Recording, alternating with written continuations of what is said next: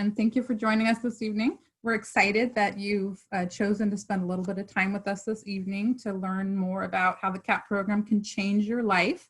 We're fortunate to have a panel of individuals with us that I will be introducing to you in just a moment.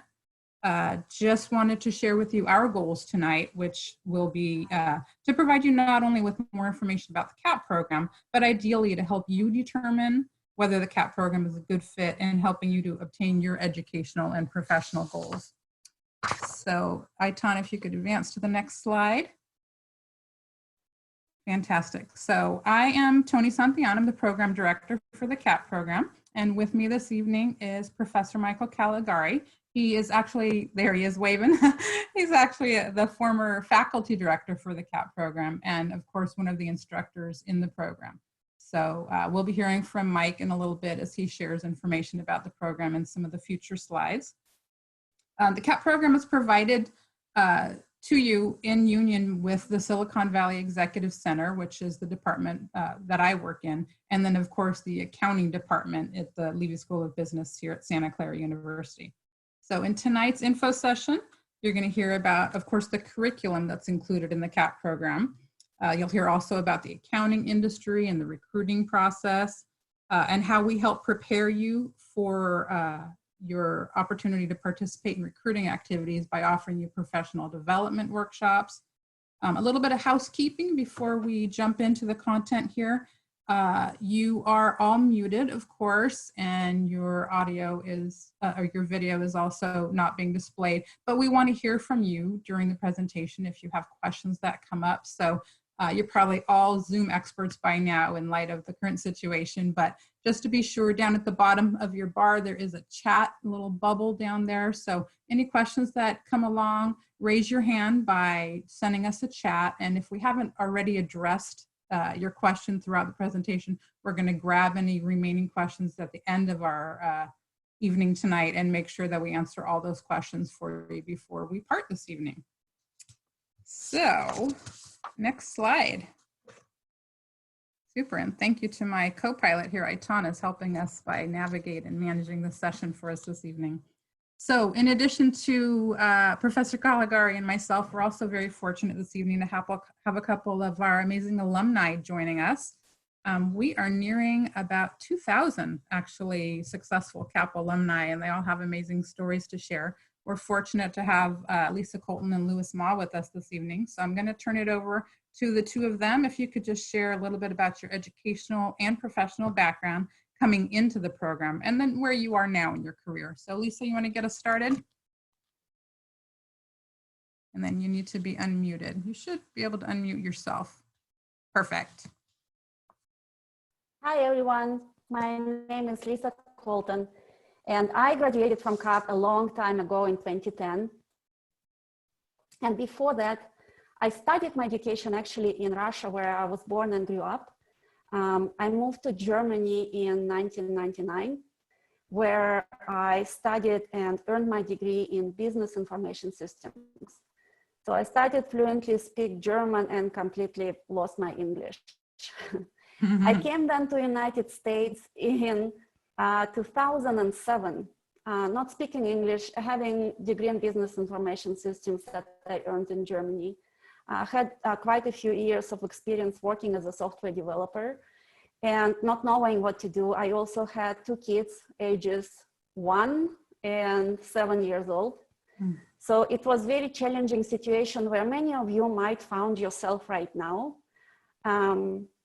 So I started slowly thinking about going back to work, and CAAP truly changed my life. CAAP opened the door to an incredible opportunity to build a career as now as a single mom in the area that I truly enjoy, and having an ambitious and challenging job. After CAAP, I started working at KPMG, where I spent about 7 years doing first tax compliance and then moving on into specialized tax services, credits and incentives. And since 2018, I co-lead the practice at BPM, another local accounting firm, being right now on the path to promote it to tax director.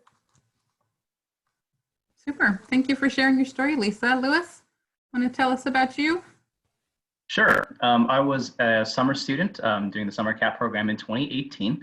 I graduated from UC Davis in 2011 with a degree in political science. After that, I went into education, first as a teacher, and then I became an educational consultant.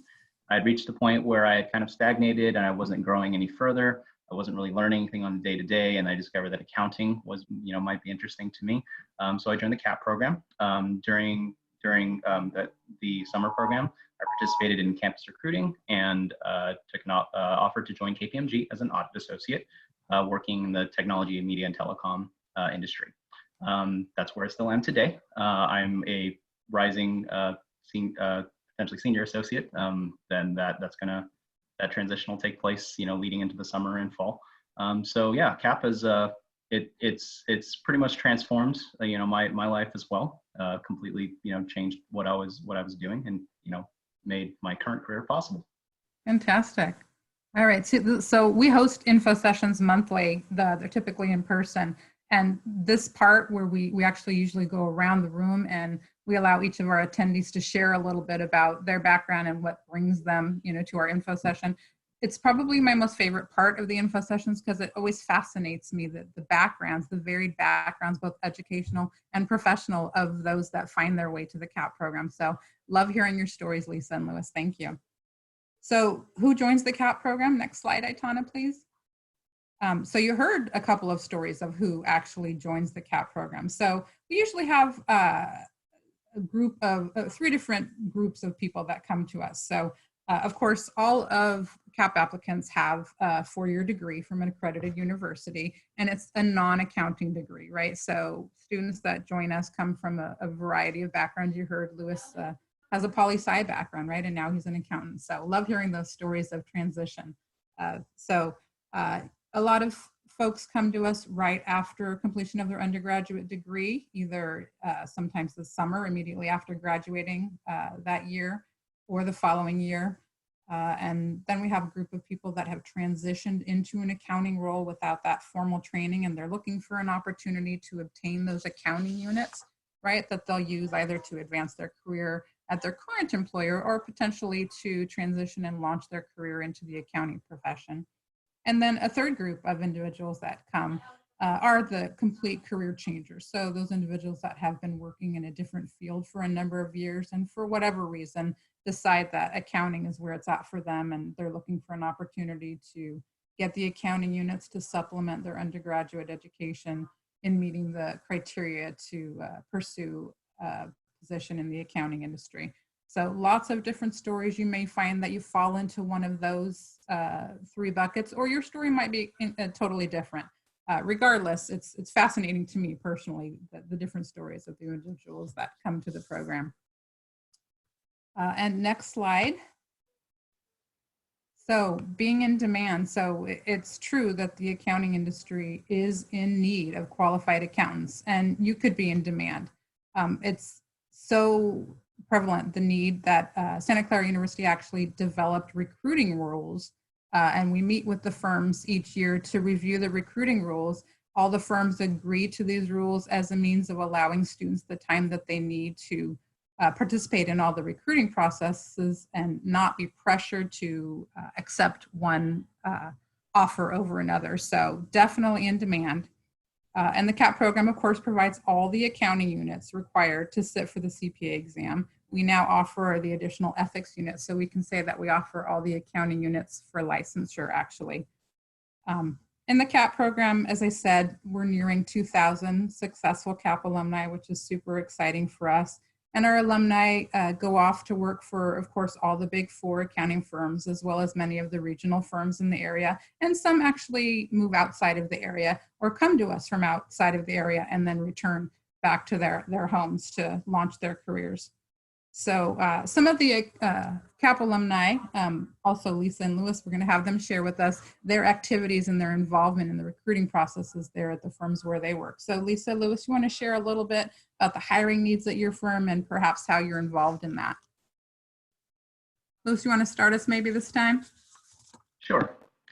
So full disclosure, everything's up in the air pretty much everywhere right now due to the current coronavirus situation.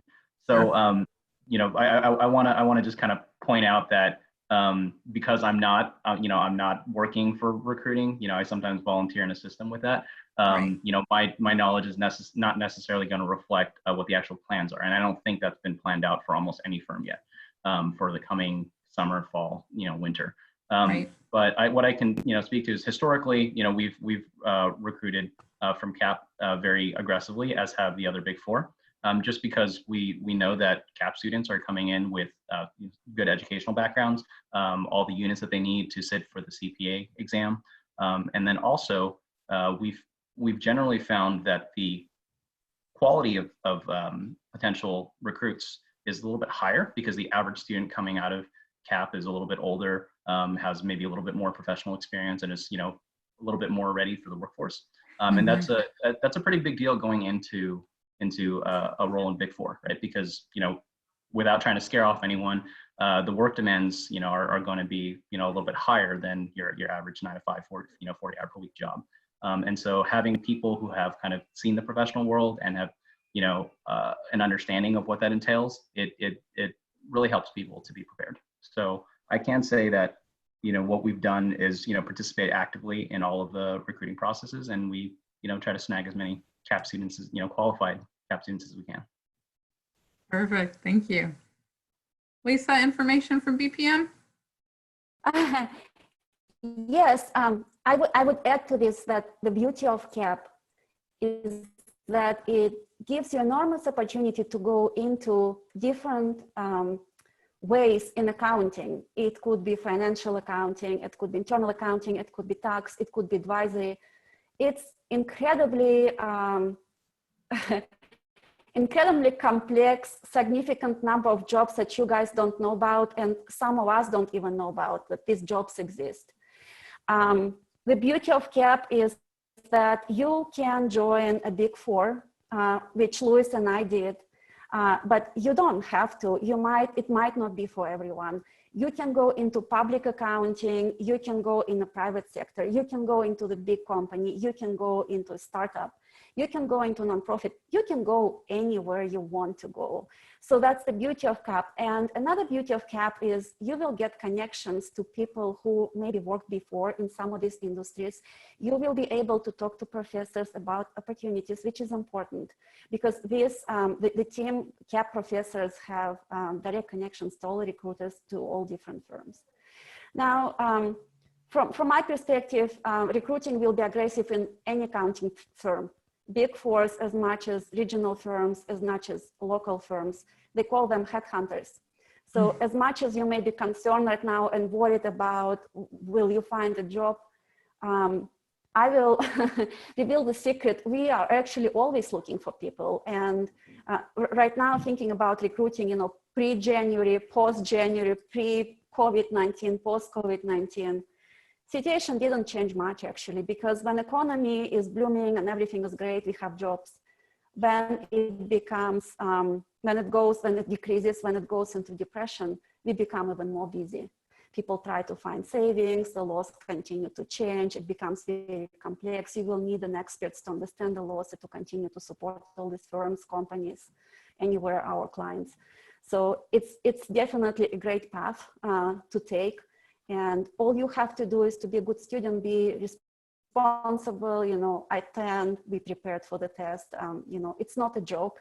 It's a very challenging program and it proved itself. It's very well known and respected in any industry where you will go. You will be surprised, people will know about CAAP.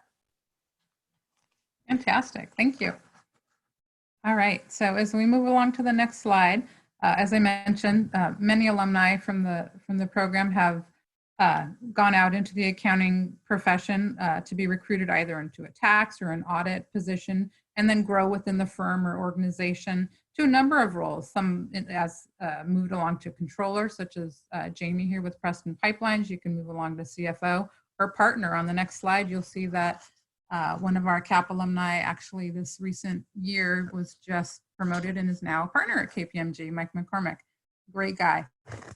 Julie's with Oracle, and if you have an opportunity to look at the CAAP website, you'll find the alumni ambassador page. You'll find most of the people reflected on the slides, as well as actually both Lisa and Louis are reflected on our alumni ambassador page. Our alumni ambassadors serve as mentors to our students and provide that additional resource in helping our students matriculate through the program and then find their way into the accounting profession. So we're going to move along to the next slide, and I'm going to turn it over to Mike. He's going to talk a little bit about some of the advantages of the CAAP program, starting with recruiting success. Thanks, Tony. So recruiting. One of our distinguishing features of CAAP is that we place many of our CAAP students at CPA firms both before and after graduation. One reason we could do this because our program has a very good reputation around here. Many CPA firms, including all the Big Four, consider SCU a target school for hiring new accountants. When we created CAAP, we promised the firms that our CAAP students would have the same quality of instruction and would be subject to the same rigorous standards as our undergrads. And because CPA firms know they can rely on these standards, they actively recruit our CAAP students to work at their firms. And over the years, many of our CAAP alums have moved into leadership positions, as you see, in these firms. And as you know, the Bay Area CPA firms in San Francisco, Silicon Valley, and the East Bay has suffered personnel shortages for many years. And most Bay Area offices of any size have to recruit across the nation. They can't rely on the local markets to fill their positions because the supply of high quality accountants graduated from California universities can't even come close to supplying the demand, their demand for new employees. So we created CAAP because we know the Bay Area firms always have a pressing need for high quality accountants, and we designed our program to fill that need. Can you go to the next slide? Now, another thing I want to mention is our faculty. Because the CPA firms value the quality of our SCU undergraduate program, we ask the professors who teach in that program to also teach in CAAP. So, and in cases where an SCU professor is not available, we hire professors from other high quality universities to teach in our CAAP program. So all the professors who teach a CAAP course also teach the same course in the undergraduate or graduate programs at their university. And each course is taught by a different instructor. So because each professor specializes in teaching that course. And all of the instructors that we hire, all the professors, are full-time. We don't hire part-time people in our program. So we're very conscious of quality control. And so by using instructors with good teaching reputations, this is one way that one reason why our program is so successful. Okay, can you go to the next slide then? Oh, wait. Wait a minute. Yeah, I think so. Yeah. Now, another distinguishing feature, well, two features. One of them is that we design our program to follow a cohort system. Now, a cohort system, this is a system frequently used in executive MBA programs. And in this system, you have the same students in all your classes. That is, every student goes through the same material and is taking the same tests at the same time. And so very quickly, you'll meet people and form relationships. And we've seen this cohort experience facilitate the development of study groups, support people for your studies, and friends for life. And a second feature, another feature, wow, a lot of distinguishing features, is that we design our program, that we offer an accelerated format. So you can quickly and efficiently get all the accounting course requirements necessary for the CPA exam and CPA licensure here in California, either during a 14-week summer program or a 10-week weekend program. I'll talk more about the exam in a little bit in licensure later on, but right now I just want to go over the format. So in the summer, and I think most of you guys are interested in the summer, this is designed for people who can devote their full time to the program. So in the summer, students meet every day, each weekday, for 4 hours, generally from 9 to 1. And each course lasts between 8 and 9 days. And when one course ends, the next one begins the very next day. So this is a pretty heavy commitment. So we advise our summer students that they should not work either full-time or even part-time while in the program. But there's a big payoff at the end. If you do well, you're going to hopefully get that job that you want. Now, we also have a weekend program designed to accommodate working students or those with childcare needs. If you're interested in the weekend program, the weekend students meet every Sunday with breaks for holidays, and they have an 8-hour class plus a break for lunch. And every Sunday course, each Sunday course lasts about 5 weeks. And again, once the course ends, the next one will begin the following week. And like the summer program, the program requires a significant investment of time, especially when you consider that about 90% of our weekend students have full-time jobs. But again, if you do well, there's going to be an investment payoff at the end. Now, I've been talking for a while. I wonder if Louis and Lisa, can you share a bit about your class experience and the rigor of the program? Well, Louis, can you share first? Sure. I did the summer program, and yeah, things happen really fast, right? So because the classes are one after another and the knowledge in subsequent classes builds upon the previous classes, there's not really a whole lot of room for you to slip and fall, right? Essentially, if you stay on track the whole time, you're good. If you're not, it's very, very hard to play catch up. And the total number of classes adds up to 20 hours a week during the summer. And you're probably going to be studying for most of the remaining hours with your waking hours, right? So personally, I studied about 40 hours a week. The summer program formerly had both a morning and an afternoon class. I was in the afternoon session. So I would basically work on my homework, and then in the following morning, study for the exams or quizzes or whatever's coming up on that following day. And then I would put in additional time during the weekends to cover additional material. So, many of the people in my class, were kind of in the same boat. People would just spend a lot of their time inside Lucas Hall at Santa Clara. So it's necessary if you want to do well, and doing well and getting a good GPA is one of those things that does matter for your recruiting prospects. So you should come prepared. And at the beginning of the program, Professor Caligari actually sends out a scary email to everyone, telling people how important it is to put down your other commitments for now, right? Put them aside if you can, drop the part-time jobs, and just really focus on getting through the CAAP program. But on the plus side, if you do that, it's way faster than if you have to complete like a full-length MAC program over the course of the year, right? In 14 weeks, in and out, ready to go transition to accounting. Lisa? Yes, I don't know how Louis did it.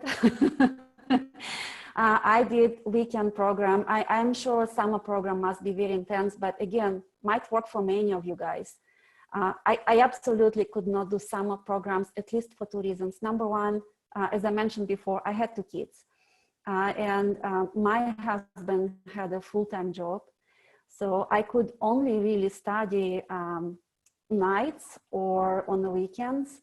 And attending weekend program would give me, first of all, a time to digest what we absorb during the class. It's an intense class. And when you come to the class, you don't, you can't just sleep it over and go home and think that you're ready to hit the next class. You really have to pay attention. You have to get your sleep. You have to continue to live a healthy lifestyle. It's not so easy when you have a family. So one advantage was to just have some time to digest what you received through the class. If some of you are not necessarily, English is not first language, it might be an extra challenge to digest all of these materials. Another advantage what I had is I was able to attend tutoring classes that were available as a part of CAAP program, and connect during the week with tutors just to see if I had any questions or had concerns that maybe I don't understand materials very well. And it was definitely very helpful. And when you attend weekend programs, you can actually pick and choose the days. There are different days when they offer these tutoring sessions, and I definitely had a good usage of those. also, you know, kids get sick. Many of you might know they get sick, things happen during the week. So you will always have a buffer to continue the program at the speed that you will not be in delay, because once you're in delay, it's going to be very, very difficult to continue with the pace, regardless whether you're on weekends or on, you know, everyday summer program. And I agree with Louis that maybe the best way to start this program is to sit down with your loved ones, with your you know, significant ones, and have a conversation that it's going to be very challenging, and you're doing it not because you're a selfish person, you're doing it for the family, you're doing it for them. So they're all part of it, and ask them for support. And I guarantee you they will be understandable, and they will give you the support if you give them heads up. Don't bring it as a surprise in the middle of the week. Sorry guys, can't do.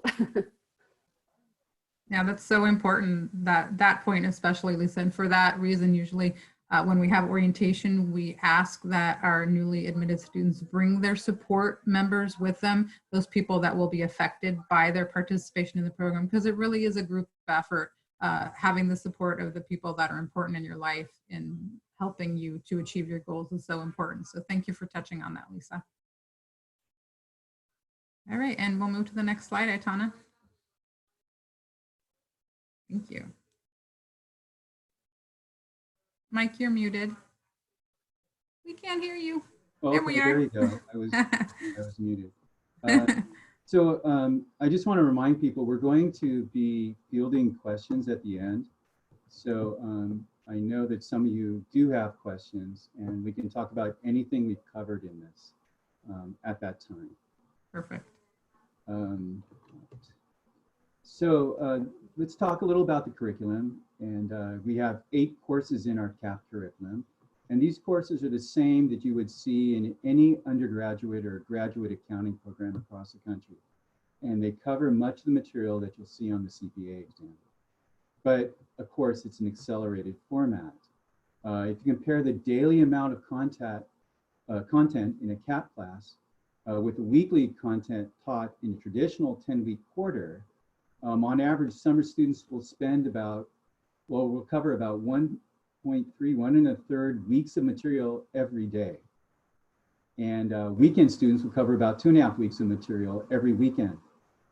So these courses run faster than traditional courses. But remember, when you take a traditional course in your undergraduate or graduate program, generally you're taking several courses at one time, where here in CAAP, you concentrate on a single course. And we know that people can do this, the students can do this. In fact, it works very well when you concentrate on a single class. Students who take this program seriously can do very well, as over close to 2,000 of our alums can attest. Louis, Lisa, do you want to talk a little bit about, a little bit more about studying between classes and time management?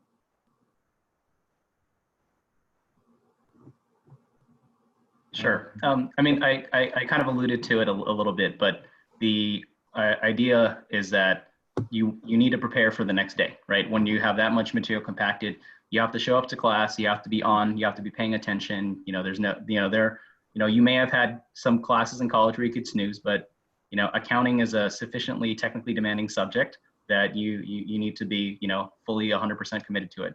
And then on top of that, you need to be preparing for, the next subjects as you go. I will admit, in Professor Caligari's presence, that I didn't do as much of the reading as was actually assigned. Sometimes it, became a little bit more skimming, but I absolutely did, almost every single homework problem that was assigned, and, probably some extra for areas where I was having issues. And it's really, really important for you to build a schedule so that you have a plan for what you're going to be doing. And so that you have, you have your priorities in line, and you know what you need to cover. And, that's just so that you can stay on track and continue to, knock down, good grades in your classes. Lisa? Yeah, I agree with Louis. First of all, you absolutely cannot delay your questions or think that somehow you can get away with not understanding the material. If you feel that it gets a little more difficult or challenging, make sure you know in the beginning of the program, what are the options? Where can you reach out with your questions? most of the professors, at least maybe things change right now, but at my time, most of the professors had hours where you could walk into the office and ask the questions, but obviously you didn't have to do it in person. There are emails you can communicate through. You can reach out again to tutoring. You can attend tutoring sessions. Finally, you will naturally build small learning groups where you will come with your peers together and attack these problems. And then, of course, again, everyone learns differently. I always needed the time to digest, to practice, to do my reading.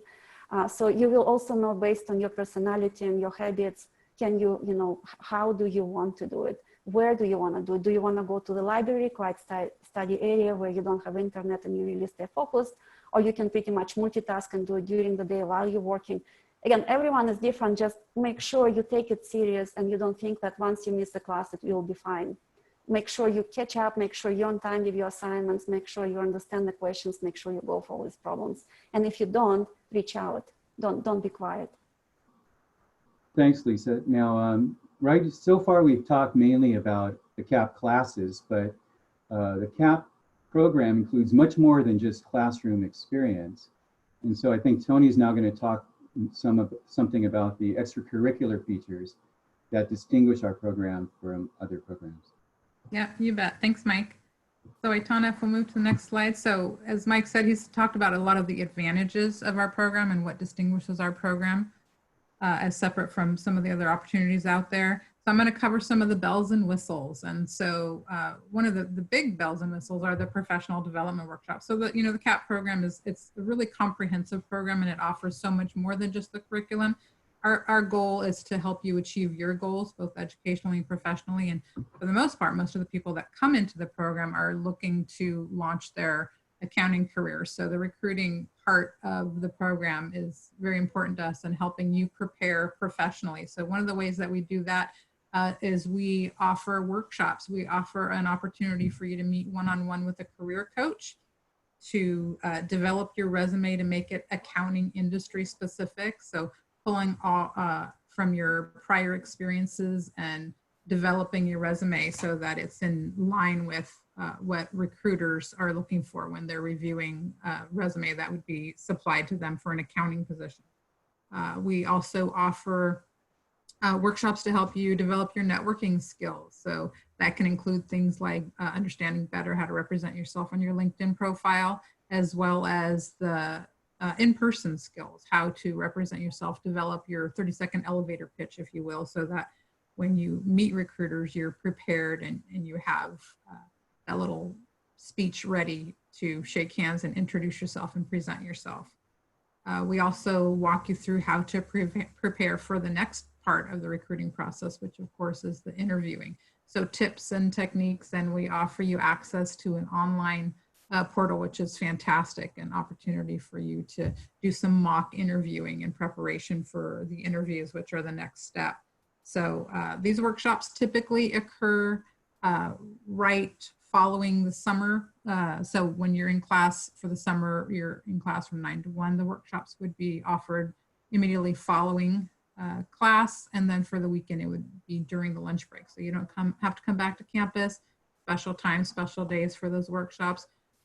In light of the current situation, of course, we're not on campus, so those workshops are offered very much like what you're experiencing now, more in a webinar type opportunity for you to still have access to those opportunities.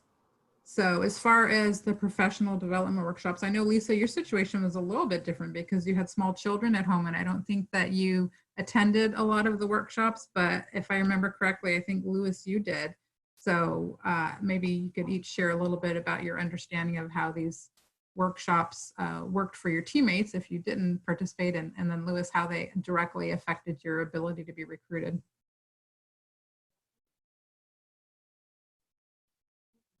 And we're muted. Can you unmute yourself, or we have the power? No. Aitana, can you? There we go. I figured out. I can start because it will be very short, as Tony brought up.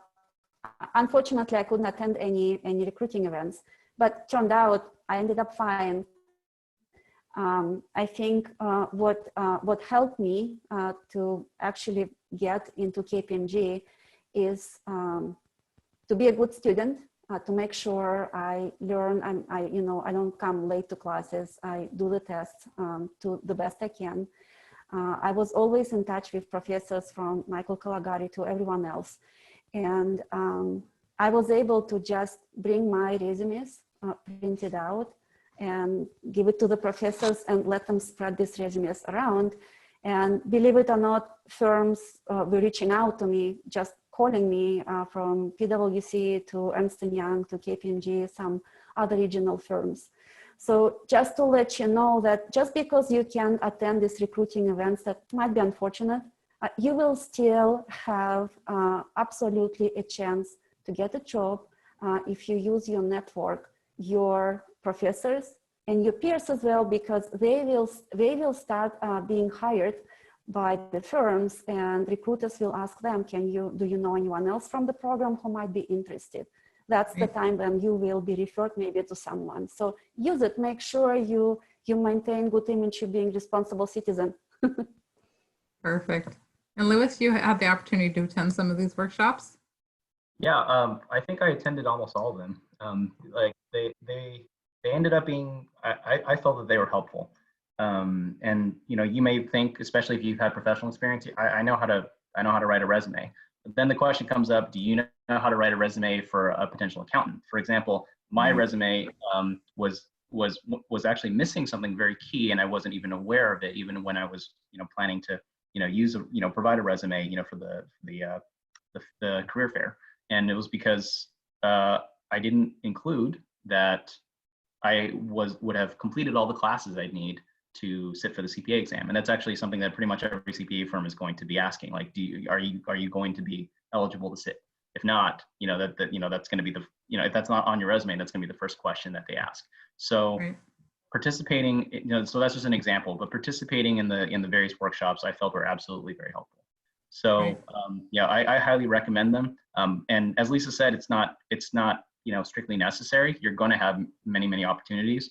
The thing is you're probably the number one most important thing is that you get a good GPA, right? As someone who's helped out with recruiting, the closer a given candidate is to the 3.0 side, the more questions there's going to be about whether or not they have the accounting skills, the technical skills, and and the also just like good like work habits to handle life in public accounting. Whereas the closer you are to the 4.0, and the less questions we have about that. So absolutely, that's probably the most important. But then secondly, the skills that you develop here, being able to build out a good LinkedIn profile, those will absolutely be helpful. And I do want to echo what Lisa said, though. Regardless of whether or not you can participate, the demand for accountants is very high. Even right now, in the middle of COVID-19, I have headhunters sliding into my DMs on LinkedIn all the time. It's just that's just the reality. It's just the reality of of how necessary accountants are, and the supply versus demand. There's just the supply of accountants of qualified accountants is simply not enough to meet the demand. So your recruiting prospects are really going to reflect that. And if you're not used to it, it can actually be quite a shock, right? But if you have friends who are in, for example, engineering, you're going to get a taste of what it's like for them. And it's, very much, like being the pretty girl at the dance where everyone wants to, talk to you. Right. Yeah, it's very interesting. So of course we're all working remotely right now, but I have an intern that works for me when we're on campus, and she is actually an accounting major.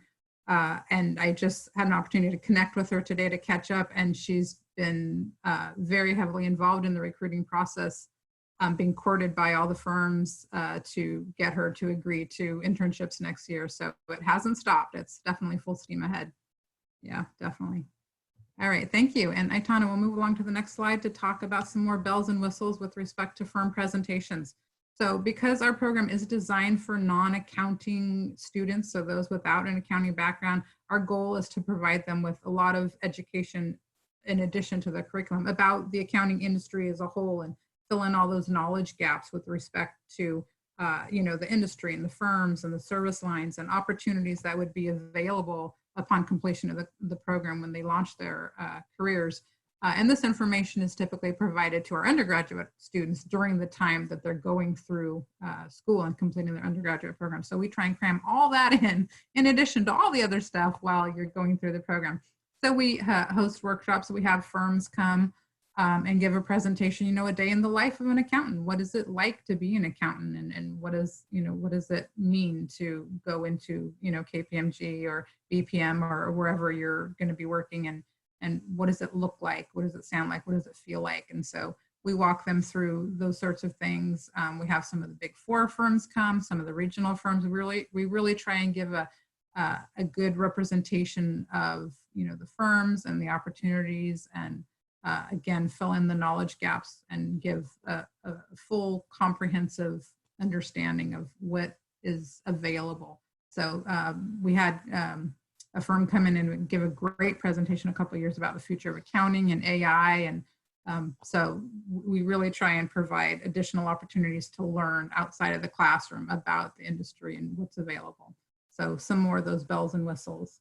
And the next slide, we're going to talk about the CPA exam workshop presentations, which are always a big draw because it's a fairly complex process, and students have a difficult time sometimes navigating the path following CAAP to the CPA and all the steps that are required along the way. We have some great reps from some of the more prominent CPA firms in the area that come and give really comprehensive presentations of how to understand where you are with respect to satisfying the business units. Of course, a successful completion of the CAAP program will give you all the accounting units.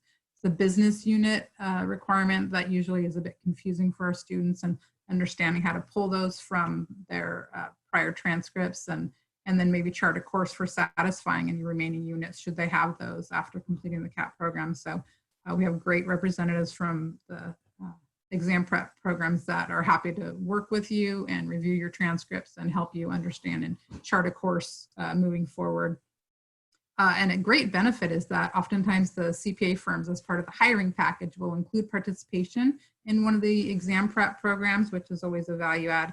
Of course, they want you to be successful in your pursuit of licensure. So one of the things that they do is pay for you, support you, and then they oftentimes offer bonuses as you're moving along and passing those exams, which that never hurts.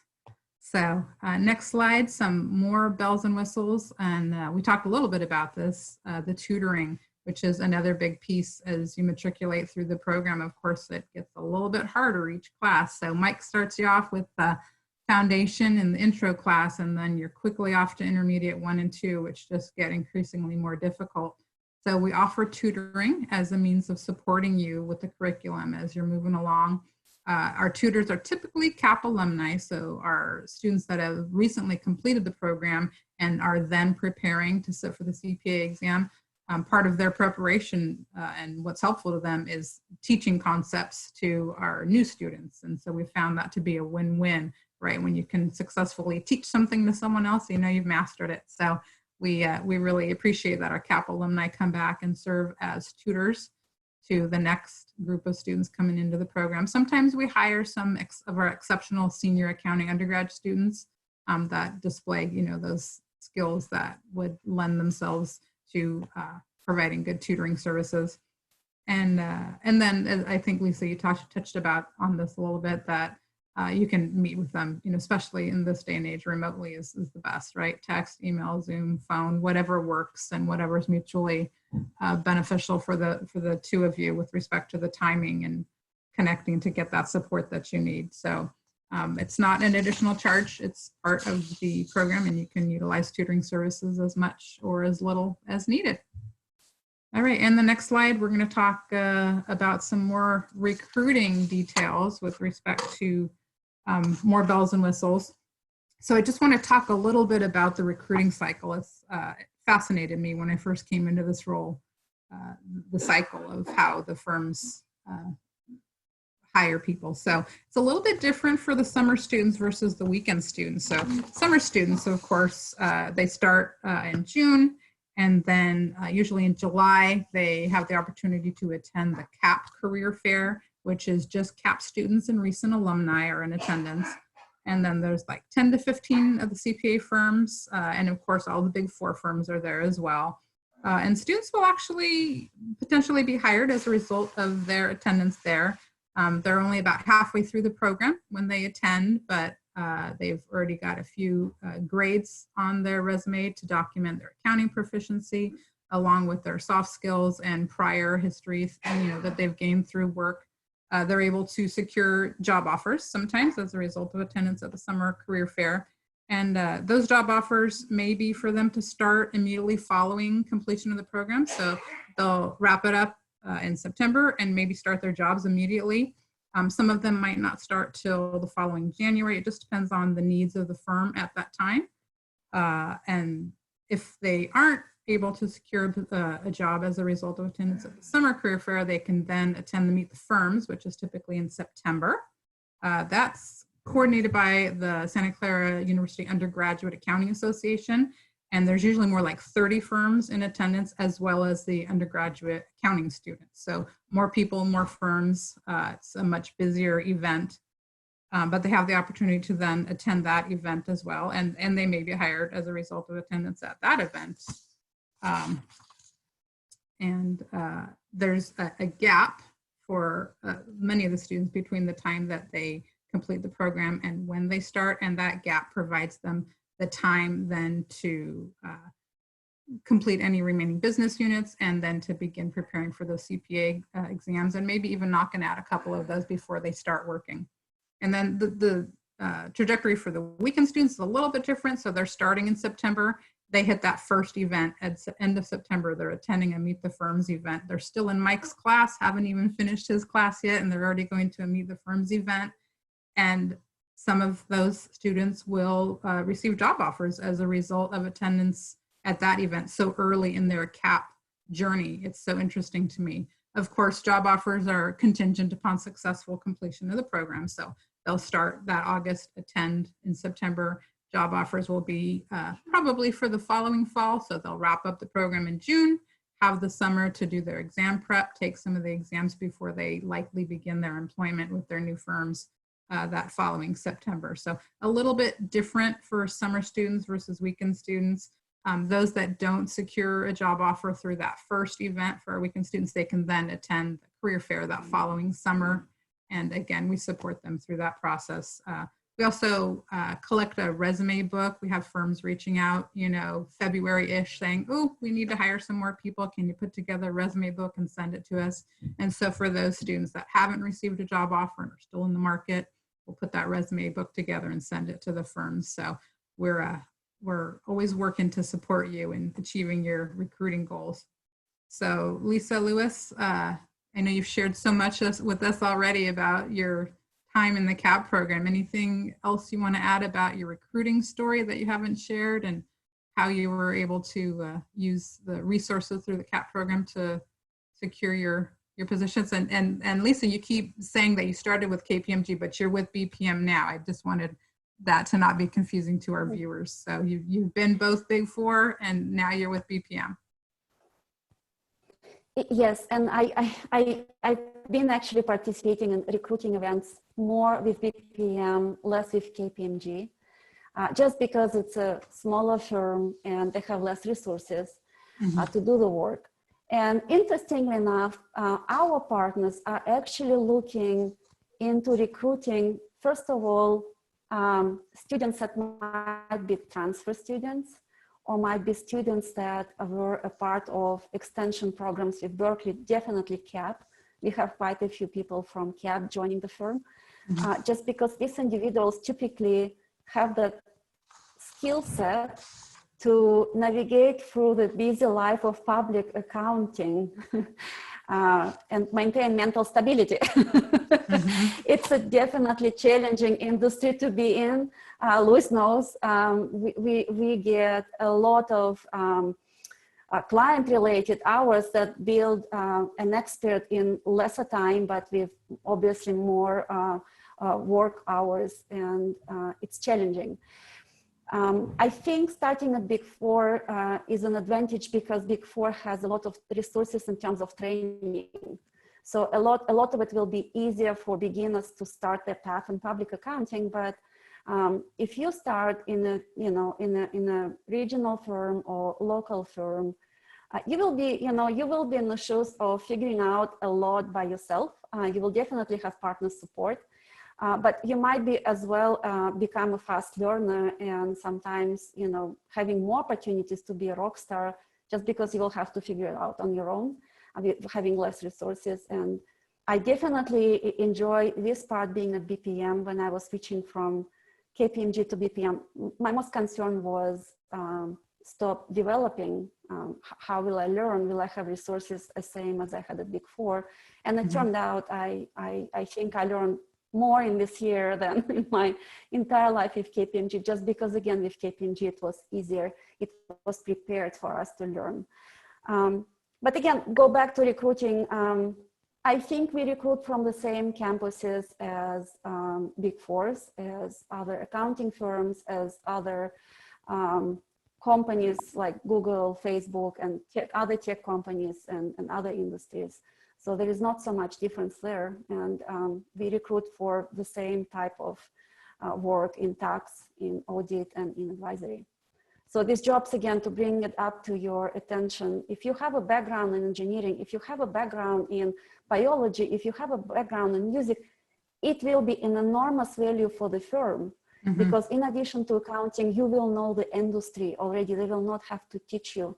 KPMG, as BPM, as many other firms, actually do a lot of trainings on understanding the industry. If you've been an engineer before, you might be a part of leading on one of these trainings. So it's an advantage, use it. It's not a disadvantage. It's not something that you might think could be a concern for recruiters. Well, why are you switching? Bring it up as advantage, bring it up as an adding value. Hey, not only I am becoming an accountant, I already know engineering. I have a significant amount of years spent in a lab in pharmaceutical companies. So turn it into your strength. Right, perfect. Thank you, Lisa. Louis?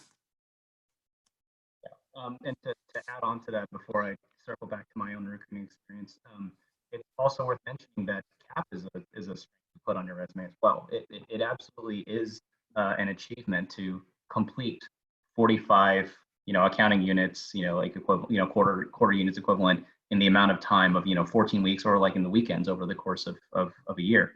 So that is something that just by having that on your resume, you can already speak to.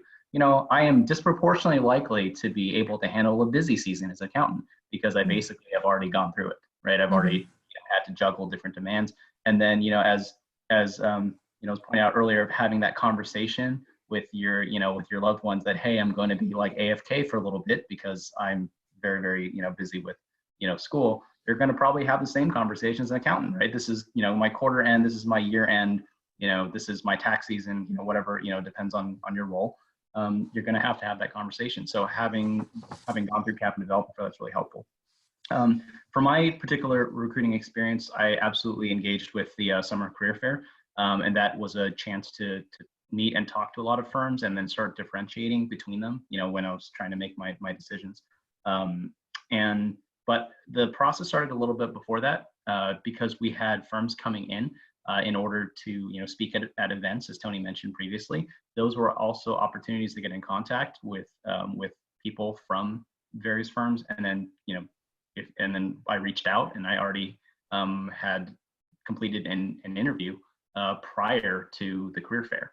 But the career fair was another opportunity to meet many more people, and so I ended up completing an interview for 2 firms, and I had more in the pipeline when I accepted my role at KPMG. So actually, no, I interviewed for 3. I got 2 offers, and then I took KPMG prior to continuing the process with the other firms. So you absolutely have the opportunity to meet with recruiters, and the career fair for most of my classmates, I would say, really secure their interviews as a result of the career fair. If you complete your resume appropriately beforehand, provide it to Tony to include in the resume book, you're pretty much set to go talk to people and just discover what you want to do, and then where you want to apply. Right. Yeah. Super. Thank you. So, gosh, it's 7 o'clock already. How did that happen? I did a rehearsal before we got on, and I went through all the slides, and I had it done in 45 minutes. I don't know how we're at an hour. So I definitely don't want to discount any of this important information, but we will try and get through it all before people need to leave us this evening. Also wanted to address, there's a couple of questions in the chat about Saturdays. So for the weekend program for 2020, we are anticipating that we will only have a Sunday session unless interest and applications warrant also having a Saturday session. But we're going to start with just a Sunday session, and my guess is that we will probably remain with just a Sunday session. And then for our summer program that's going to be starting in June, we can't not talk about this, the fact that we are not allowed back on campus in light of the shelter in place, the current situation, and it is very likely that our summer program will be handled via an online format. That's not yet been guaranteed, but it is looking that way as the days are passing and we are not yet able to return to campus. It's looking that our summer program will be held via an online format. So we're already offering our current weekend program through an online format. It's going very well. We've been able to transition our weekend students that started this past fall when the current situation hit and we had to close the campus. We were able to quickly move our in-class students to an online format, and they're finishing up the remainder of their weekend program through that online format. So the chances are pretty good that we're going to continue with that format throughout the summer, but it's not yet been confirmed. So I will ideally have more information about that in the coming weeks, and happy to share that information as it's confirmed. The other question is the faculty for both the programs. So for the most part, we have the same faculty members that teach both summer and weekend. There are times where availability prevents us from having all the entire same faculty. So for example, for our advanced accounting class, we oftentimes have a different faculty teach summer and weekend. But other than that, for the most part, it's the same faculty for both summer and weekend. So keep the questions coming through chat, and towards the end of the session, as we wrap up, we'll address any additional questions that have come through. So Mike, did you have something that you had wanted to add there? Oh, you're muted. There we go. Okay, a couple of things. So as I was listening to the conversations about recruiting, getting a job. So first of all, so far you may have noticed that we focus mainly on CPA firms getting job at CPA firms, but many students of our students aren't interested in working at a CPA firm. Oftentimes they wish instead to advance their career at their current firm, and that's certainly a right. But you know, the thing is about CPA firms is that every year here in the Bay Area, there's probably 400, 500, 600 job openings where they hire new accountants every year and these are jobs that don't require any experience. So that's one of the reasons why we tend to focus on this, because if you're a person without any accounting experience, this is the type of job for you.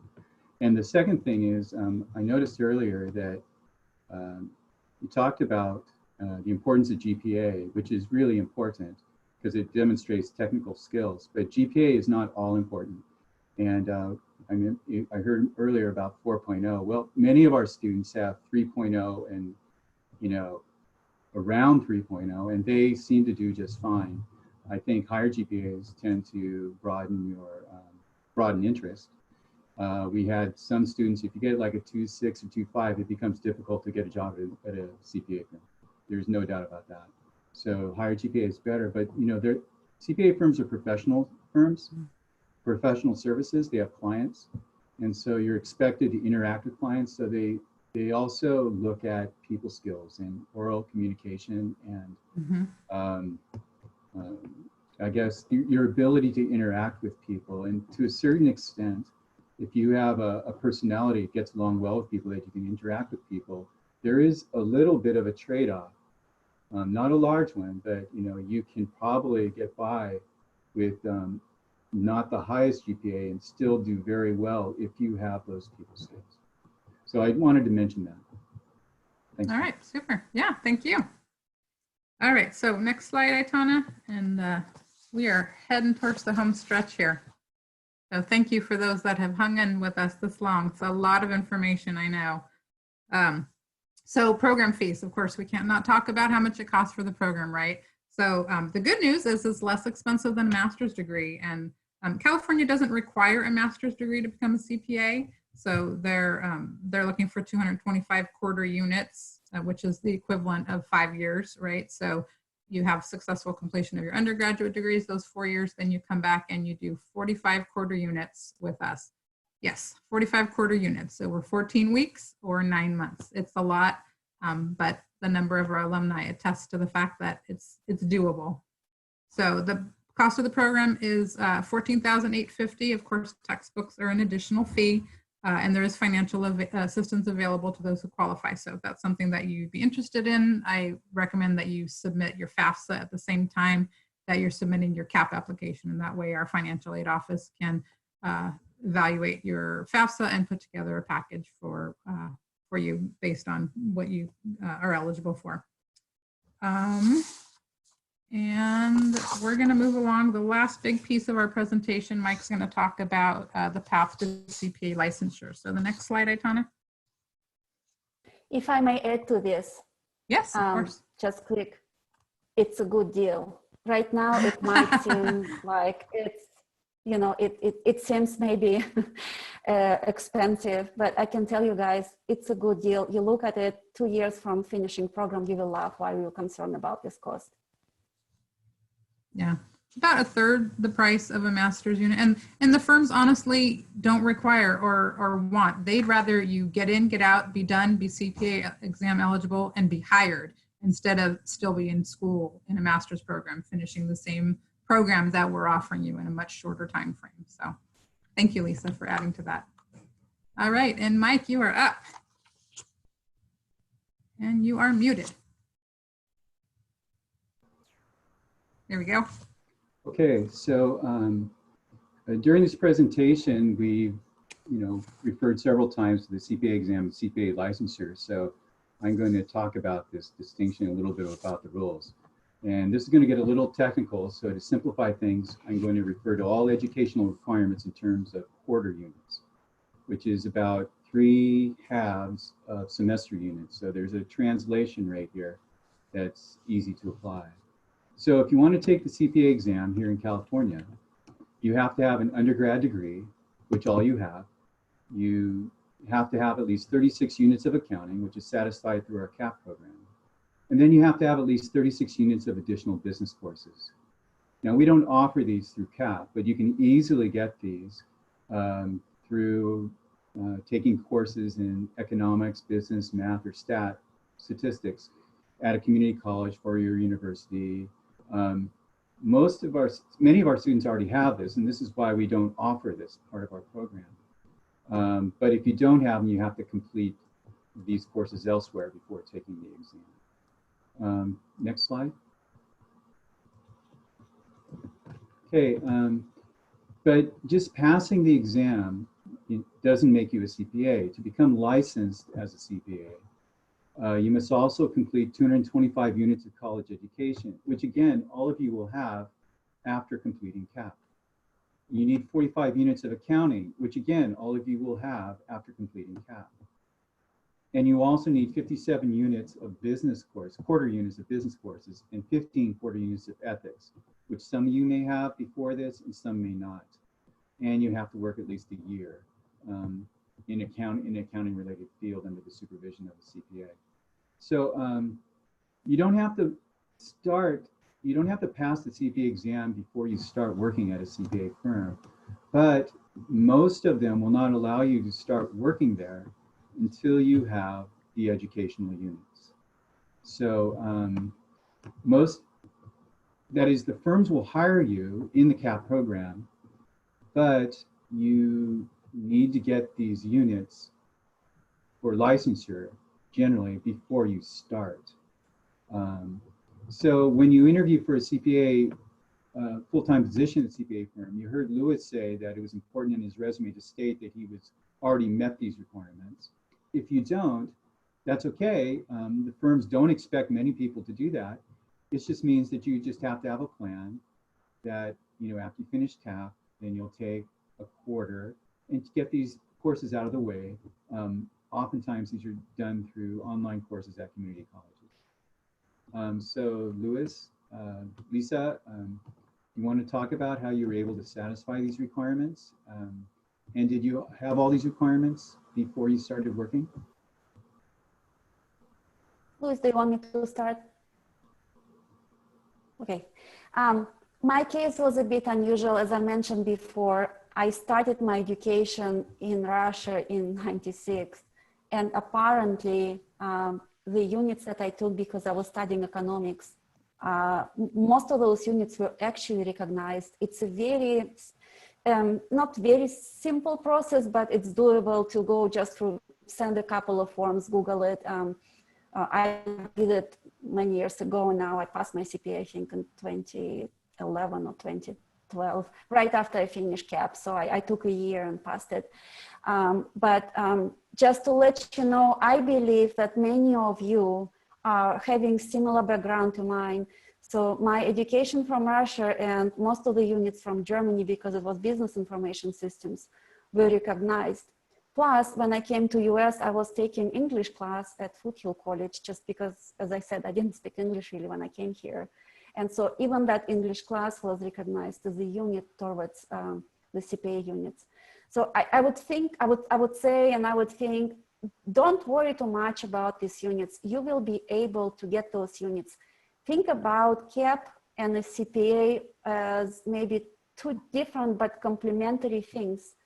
CAAP will not only teach you for the CPA. In fact, CAAP will teach you more. CAAP is a philosophy or mentality that will stick with you until the end of your career.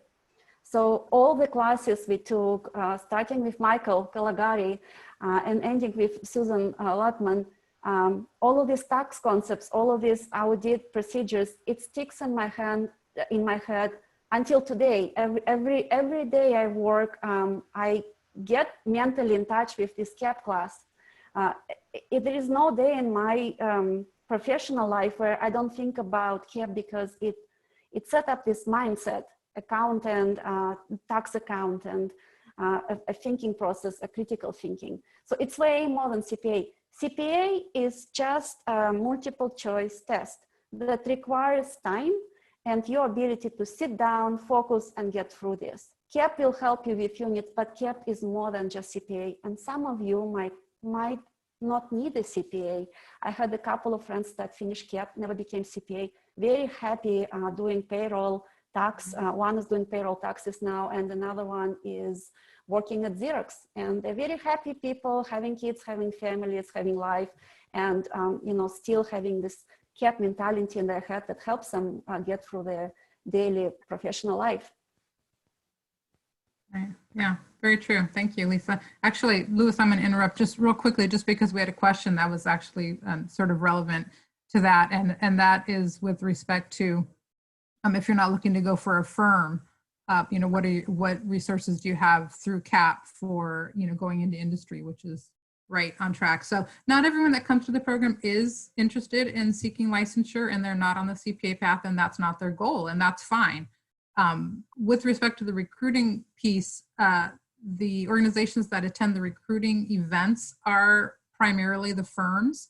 We do have a recruiting list of those organizations in the area. We are in the middle of Silicon Valley. It's everywhere around us. There are organizations that are looking for qualified accountants. So we share our resume book with those organizations as well. And being a CAAP alumni, you are immediately part of a huge network and a huge family. And there are CAAP alumni at every firm and many organizations within the Valley. So a quick jump onto LinkedIn and a search for CAAP. CAAP alumni love to talk about the program, love to talk about their participation because the CAAP program was instrumental in changing their lives. So again, on our website, the Alumni Ambassador page, you'll find a list of alumni. Many of them are at firms, but you'll see that many of them are also in organizations such as Apple and Salesforce and Adobe and many other organizations in the Valley.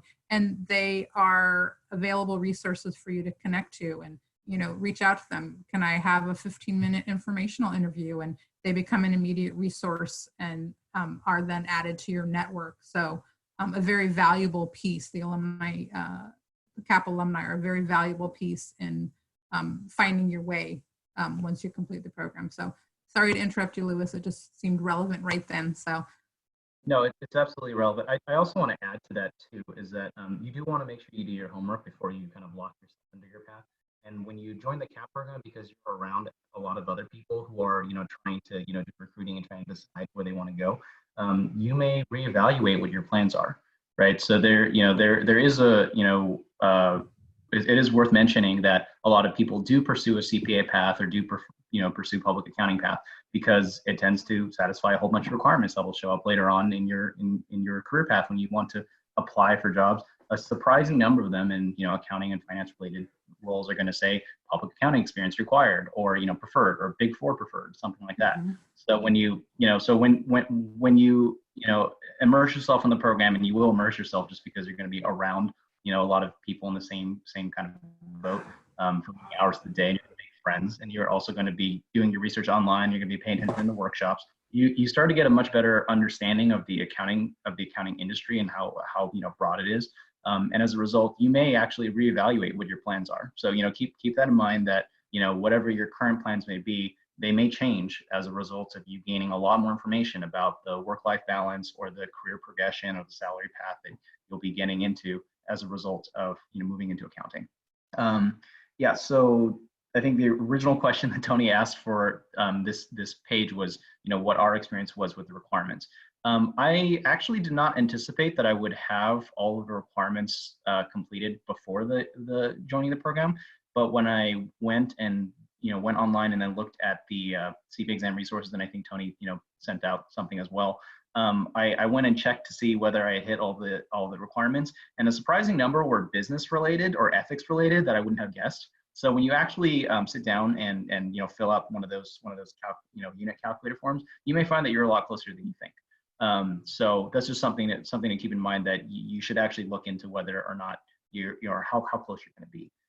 And then as Lisa pointed out, you can get those classes knocked out at any time during your career, right? Once you can start working in accounting right away, or you can try to bang out those classes as soon as possible, but they're not going to really be a challenge compared to the actual CAAP program, which is much more rigorous than almost anything you will do on an educational basis. So that's not really the concern. And then also it's worth mentioning that if you do go into public accounting, most public accounting firms, they want you to stay around because of the amount of human capital they've invested in training you, and how much time they spent working with you. So they will support your CPA, your pursuit of a CPA. And this ranges from, very commonly, they'll pay for your CPA prep course, and they will make room in your schedule to make sure that you can get these CPA exams knocked out. And then, as Tony mentioned, monetary bonuses are common. All Big Four is offering close to $10,000 if you're completing your CPA exam within the first year of public accounting, and a little bit less in your second year, but it varies. So you can expect that you'll receive a lot of support to complete a CPA exam when you're working for a public accounting firm. Within industry, you're going to be a little bit more on your own, but plenty of people do complete CPAs there as well. And as Lisa pointed out, and Tony had pointed out, not everything requires a CPA. So you will have options if you don't end up wanting to pursue that. Yeah, fantastic, great information. All right, next slide for us, Aitana, and we're going to wrap it up here in just a couple minutes. I'm going to address a couple questions that have come in, and so if you have any last remaining questions, send them in now. Concern over a lot of material in a short amount of time. The difficulty in being successful in this program, and what happens if you struggle to keep up. So we've talked about some of that. We've got tutors that are there to help you with the academic piece. We have an alumni ambassador that will be assigned to you, who will serve as a mentor.